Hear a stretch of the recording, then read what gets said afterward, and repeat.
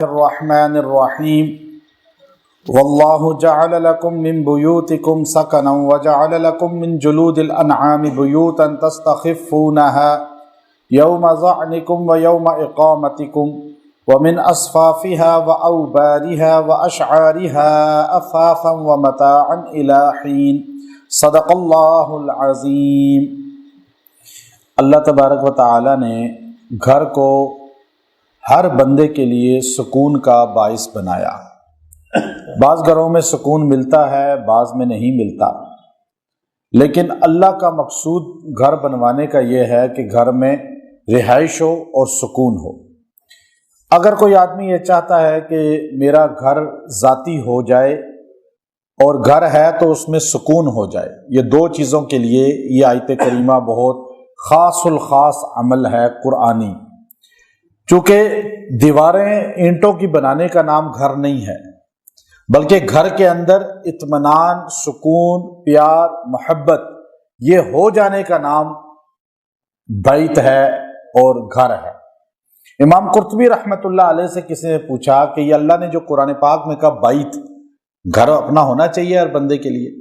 اب ہر بندے خواہش رکھتا ہے کہ میرا ذاتی گھر ہو، چھوٹا ہو چاہے، بے شک ایک منزلہ ہو، بے شک ایک مرلے کا ہو، لیکن ذاتی ہو۔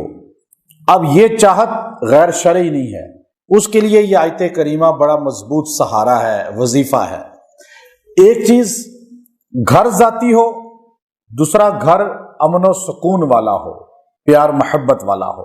ان دونوں کاموں کے لیے آپ اس آیت کریمہ کو پڑھیں، اور اللہ نے اس کے اندر یہ خاص طریقہ رکھا ہے۔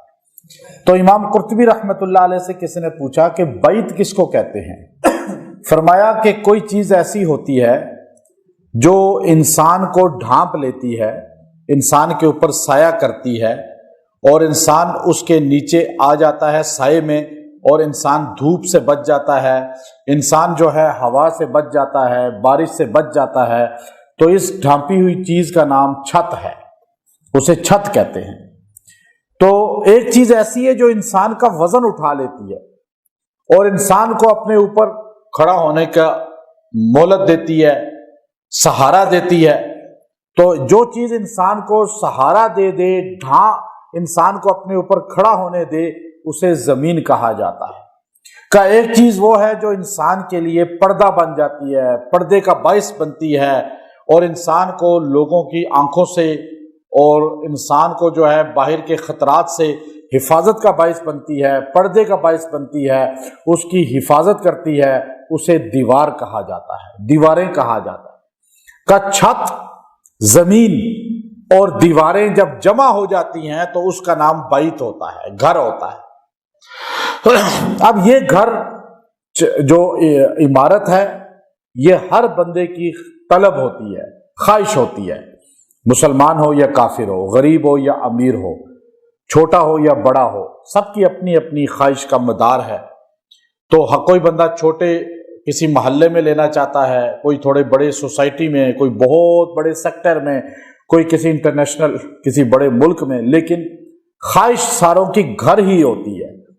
تو اب آپ دیکھیے کہ ذاتی گھر مل گیا، بہت عالیشان گھر ہے، یہ بندہ پاکستان کے بڑے سیکٹر میں، بیریا میں، ڈی ایچ اے میں رہ رہا ہے، یا دبئی چلا گیا ہے، برج خلیفہ میں اس کا گھر آ گیا، اس میں کسی فلیٹ میں رہ رہا ہے، یا اس سے آگے چلا گیا، وہ انگلینڈ میں جا کے لندن میں رہ رہا ہے، گھر بنا لیا ہے، بڑا عالیشان گھر ہے لندن میں، یا نیو یارک میں بنایا، کینیڈا میں بنایا، کسی اور ملک میں بنا لیا۔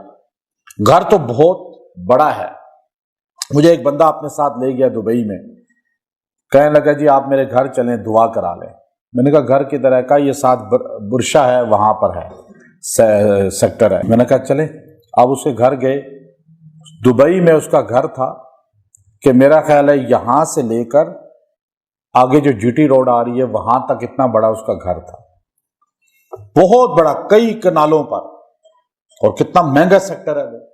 اب وہ اس کے اندر گاڑیاں 40 کے قریب مہنگی ترین گاڑی، مجھے جو ایئرپورٹ لینے آیا تھا وہ گاڑیاں دنیا میں 6 یا 7 بنی ہیں، ان میں سے ایک گاڑی وہ تھی جو اس نے خریدی تھی، بادشاہ جو دبئی کا ہے اس کے ساتھ اس کا تھوڑا بزنس تھا، تو اس نے اس سے وہ خرید لی، اس نے اس کو بیچ دی۔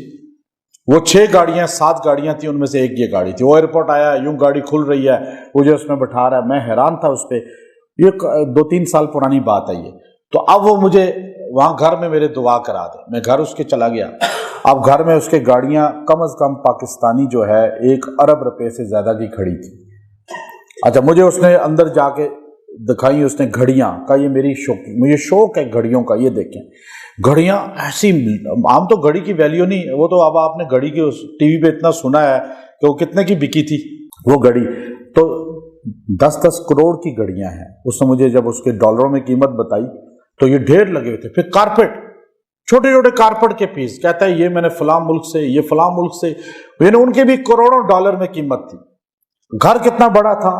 اچھا، اب یہ سارا کچھ ہونے کے باوجود اس کے گھر میں ایسے وحشت تھی، ایسے وحشت تھی کہ واللہ میں مسجد میں بیٹھا کہہ رہا ہوں کہ ایسے محسوس ہو رہا تھا جیسے گھٹن ہو رہی ہے۔ میں بھی داخل ہوا تھا۔ بعض گھروں میں آپ داخل ہوں تو آپ کا سانس گھٹتا ہے، آپ کو بالکل دل بیٹھ جاتا ہے، بعض میں آپ کا دل کھل جاتا ہے، آپ خوش ہو جاتے ہیں۔ یہ ہے رونق۔ تو اس کے گھر میں ایسے نااتفاقی، لڑائیاں، جھگڑے آپس میں میاں بیوی کے اور بچوں کے، بچے چھوڑ کے چلے گئے ہیں، بیوی چھوڑ کے چلی گئی ہے، اور وہ اکیلا یوں بیٹھا ہوا ہے گھر میں۔ اب وہ ساری گاڑیاں کھڑی ہیں، ساری ہر قیمتی چیز گھر میں ہے، ایک ایک قیمتی چیز مجھے دکھا رہا ہے۔ میں حیران ہو رہا ہوں کہ دیکھو اس کے پاس کتنا کچھ ہے۔ اب مجھے ایک کھانا وہ کھلانے لے کے جاتا تھا، آپ حیران ہوں گے کہ مجھے جو پام سٹی ہے اس کی، جو سمندر میں بھرائی کر کے دبئی کی بنائی ہے، وہاں جو VIP 5 سٹار ریسٹورنٹ تھے، وہاں مجھے ایک ایک کھانا وہ پاکستانی کم از کم 2-3 لاکھ روپے کا کھلاتا تھا، اس سے بھی زیادہ یار ایک کھانا۔ وہ مجھے کہتا نہیں آپ کو وہاں کھلاؤں گا، وہ کہتا تھا مجھے کوئی ٹائم دے، میرے ساتھ کوئی بات کرے، میرا دکھ سنے۔ ہم دکھ سننے کے لیے بیٹھے ہوئے ہیں لوگوں کے۔ اب میں ایک بتا رہا ہوں، لیکن اس کے گھر میں کیا نہیں تھا؟ پیسہ تھا، ہر چیز تھی، سکون نہیں تھا۔ اللہ نے قرآن میں کہا ہے لِتَسْكُنُوا إِلَيْهَا، میں نے میاں بیوی کا رشتہ، اولاد جو دی ہے یا گھر بنائے ہیں، یہ اس لیے کہ تمہیں سکون ملے۔ جس گھر میں سکون ہی نہ ملے، جس گھر میں جا کر وحشت ہو، بندہ جا کے یوں دیواروں کو دیکھے، چھتوں کو دیکھتا رہے اور لیٹا رہے، آپ بتائیں وہ گھر کہاں سکون کا باعث ہے؟ اس گھر پہ تو اللہ کا غضب ہے۔ اب یہ سکون کہاں سے آئے گا؟ یہ عمل لائے گا، قرآن کہتا ہے۔ تو اللہ رب العزت نے فرمایا واللہ جعل لکم، اللہ وہ ہے جس نے بنایا تمہارے لیے من بیوتکم، گھروں کو، تمہارے گھروں کو بنایا اللہ نے۔ اب گھر، پتہ یہ چلا کہ انسان جب باہر تھکتا ہے نا تو جانور بھی وہ لوٹتا ہے اپنے مسکن کی طرف، بیت کی طرف، گھر کی طرف۔ کیوں جاتا ہے اپنے گھر؟ کہ میں جا کے آرام کروں۔ پتہ یہ چلا گھر اس کو کہتے ہیں جہاں جا کے سکون ملے، جہاں جا کے انسان کی تھکاوٹ دور ہو جائے۔ باقی امام قرطبی فرماتے ہیں باہر ساری دنیا میں کام کرے گا، گھر آئے گا چاہے چھوٹا سا کمرہ ہی کیوں نہ ہو، وہ آ کر وہاں آرام کرے گا، اسے ریلیکس ہو، اس کی ٹینشن ختم ہو۔ اچھا، گھر میں بھی لوگ کام کرتے ہیں لیکن وہ کام چھوٹے موٹے ہوتے ہیں، کوئی آن لائن کام کر رہا ہے، کوئی چھوٹے موٹے کام کر رہا ہے، لیکن جو باہر کام ہے وہاں سے تھکاوٹ دور کرنے کے لیے بندے کہاں جاتے ہیں؟ گھر میں جاتے ہیں۔ اور گھر میں بھی جا کے سکون نہ ہو تو جائے گا کدھر پھر؟ یہ ایک بندہ کہتا ہے جی بہت پر بیمار ہوئے تو مر جائیں گے، مر کے بھی سکون نہ ملا تو کدھر جائیں گے؟ قبر میں بھی سکون نہ ملا تو پھر کہاں جائیں گے؟ اصل بات یہ ہے گھر سکون والا۔ اللہ نے کہا من بیوتکم، میں نے تمہارے گھر بنائے، سکنا، رہنے کی جگہ۔ ایک ہے سکنا کہتے ہیں جہاں آپ قیام کرتے ہیں، ریلیکس ہوتے ہیں، جہاں آپ گھر جا کے ریلیکس ہی نہیں ہو رہے، آپ وہاں جا کے ٹینشن ختم ہی نہیں ہو رہی بلکہ اور بڑھ رہی ہے، تو یہ گھر جہنم بن گیا آپ کا۔ اب اس کو جنت کیسے بنائیں گے؟ راحت کیسے پائیں گے؟ سکون کیسے پائیں گے؟ آپس میں پیار محبت کیسے پائیں گے؟ وہ فارمولہ آپ سمجھیں یہاں پر۔ فرمایا سکنا، ایک ہے سکنا ٹھہرنا، ایک ہے سکون، سکون حاصل کرنا۔ لتسکنو، جیسے کہ ایک جگہ فرمایا لتسکنو الیہا، یہ رشتے اس لیے ہیں کہ تمہیں سکون ملے، وبال جان نہ بنے۔ آج رشتے وبال جان بنے ہوئے ہیں، کوئی بھی رشتہ ہے، گھر ہے وبال جان بنا ہوا ہے، بندے خودکشیاں کر رہے ہیں، مر رہے ہیں، گھر سے بھاگ رہے ہیں، ملک چھوڑ کے جا رہے ہیں۔ سکون حاصل ہوگا اللہ کے کلام سے، اور سکون حاصل ہوگا نبی کے فرمان سے۔ اب اللہ نے فرمایا وَجَعَلَ لَكُمْ، دیکھو تمہارے گھر کے اندر ایک ہے عمارت، ایک ہے تمہاری عمارت بننا، وہ تم نے بنا لی، اب اس کے اندر خالی گھر نہ بناؤ۔ عورتیں کہتی ہیں اکثر مردوں کو کہ گھر میں اس چیز کی ضرورت ہے، وہ نہیں لا کے دیتے، ضرورت کی چیزیں گھروں میں نہیں دیتے، وہ بھی بہت بڑا گناہ ہے۔ گھر دوزخ بننے میں یہ بڑا کردار ہے کہ بیوی کی نہیں مانی جاتی، بیوی کو فوقیت نہیں دی جاتی۔ تو اللہ تعالیٰ نے یہاں پہ فرمایا وَجَعَلَ لَكُم مِّن جُلُودِ الْأَنْعَامِ کہ تمہارے گھر کے اندر رونق لانے کے لیے میں نے تمہارے لیے جلد جو ہے نا، جلد یہ جو چمڑی ہے، یہ انعام کی، جانوروں کی، یہ تمہارے لیے سہولت کا باعث، یعنی بستر بھی تو ہونے چاہیے گھر میں، بیڈ آپ لوگ بچھاتے ہیں، گویا کہ بیڈ آپ سمجھ لیں۔ فرمایا جلود الانعام، لوگ اس سے بستر بنایا کرتے تھے پہلے زمانوں میں۔ آپ دیکھیں آج بھی جو چمڑا جانور کا ہوتا ہے، اس کا جو ملتا ہے گدا یا اس کا جو ملتا ہے بستر، وہ سب سے مہنگا ہے بستر۔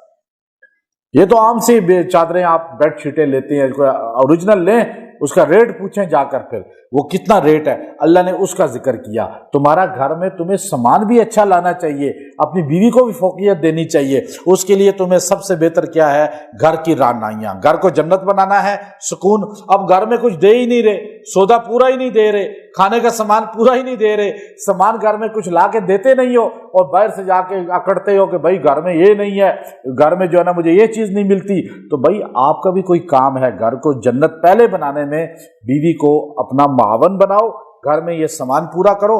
اس میں فرمایا بیوتا، یہ جو جلد ہے جانوروں کی، یہ تمہارے لیے بیوتا، یہ گھر بنانے کا، چمڑے کے خیمے بنتے ہیں۔ لوگ دیواریں نہیں بناتے تھے پہلے، خانہ بدوش جو لوگ ہوتے تھے وہ وی آئی پی قسم کا جو خیمہ ہوتا تھا وہ چمڑے کا ہوتا تھا، اور وہ عالی شان خیمہ بنتا تھا۔ آج بھی عرب لوگ بناتے ہیں، آپ جا کے صحراؤں میں دیکھیں وی آئی پی خیمے، مینا میں جیسے خیمے لگے ہوئے ہیں۔ تستخفونہا، اور وہ جو ہے ہلکا ہوتا ہے، وہ اس کا ویٹ بھی کوئی نہیں ہوتا، یہ دیواریں کہاں اٹھا کے لے کے بندہ جائے گا۔ وہ چمڑے کا اتنا وی آئی پی خیمہ ہوتا تھا، اسے لپیٹ کے اس طرح اونٹ کے اوپر کجاوا بنا لیتے تھے، رکھ لیتے تھے۔ یوم ظعنکم، جب تم سفر پہ ہوتے ہو پھر بھی تمہارا گھر تمہارے ساتھ چل رہا ہے، جب تم سفر پہ ہو، اور یوم اقامتکم، اور جب تم اپنے مقام پہ ہوتے ہو پھر بھی تمہارا خیمہ لگ جاتا ہے، اور تمہارا پورا وی آئی پی خیموں کے اندر پورا جو ہے کوٹھیاں بن جاتی ہیں، وی آئی پی قسم کے گھر بن جاتے ہیں۔ اور اتنا وی آئی پی خیمہ آج بھی ملتے ہیں، آج بھی آپ جا کر دیکھیں۔ میں ایک عرب کے دعوت پہ گیا دبئی میں، اور اس عرب نے مجھے کہا صحرا میں، بہت الائن سے آگے لے گیا مجھے، تو کہنے لگا میں آپ کو دعوت کھلاتا ہوں۔ وہاں اس نے بہت وی آئی پی دعوت، لیکن سارا خیمے میں اس کا انتظام تھا، اور ایسے وی آئی پی خیمے تھے کہ بندہ بڑی بڑی کوٹھیوں کو بھول جاتا ہے۔ تو یہ اللہ تعالیٰ کی آیت قرآن کی یہاں سمجھ آتی ہے جب بندہ پریکٹیکلی جاتا ہے ایسی جگہوں پہ۔ تو فرمایا وَمِنْ أَصْفَافِهَا، یہ جو بھیڑ ہیں ان کی بھی جلد ہے، ان کا جو چمڑا ہے، کھال ہے، یہ بھی تمہارے لیے۔ وَأَوْبَارِيَ، اونٹ کے اوپر جو ہوتا ہے وہ بھی تمہارے لیے۔ وَأَشْعَارِيَ، جو بکری پہ بال والی کھال ہوتی ہے وہ بھی تمہارے لیے۔ اساسا، یہ اسباب کی چیزیں بنا دی، یعنی پتہ یہ چلا کوئی بھی جانور خود مر جائے یا ذبح کیا جائے، وہ کوئی بھی جانور، اس کا گوشت حلال ہے یا حرام ہے، اس کے چمڑے کو استعمال کیا جا سکتا ہے دباغت کے بعد، ما سوائے خنزیر کے اس کو آپ کوئی چیز اس کی استعمال نہیں کر سکتے۔ یہی فتویٰ امام ابو حنیفہ رحمۃ اللہ علیہ کا ہے۔ تو فرمایا اس کی ہر چیز بناؤ، گھر میں خوبصورت گھر کرو اندر سے۔